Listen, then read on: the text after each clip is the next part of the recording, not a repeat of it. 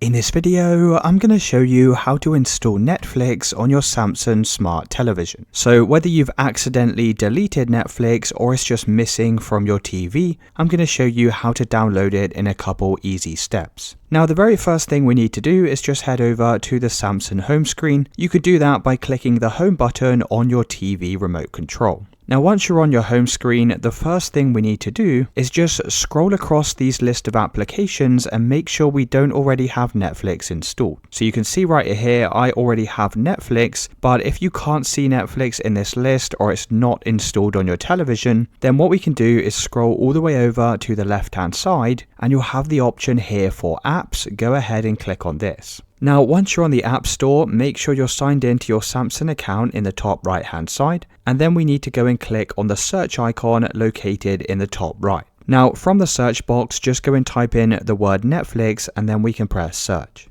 Now, you should be able to see Netflix in this list and you should be able to click on it and you'll have the option to install. Now, because I already have this installed on my television, I don't have this option, but if you don't currently have Netflix, you can go and click on install to install this to your Samsung TV. Now, it's really as simple as that, guys. Let me know in the comments if you found this video helpful.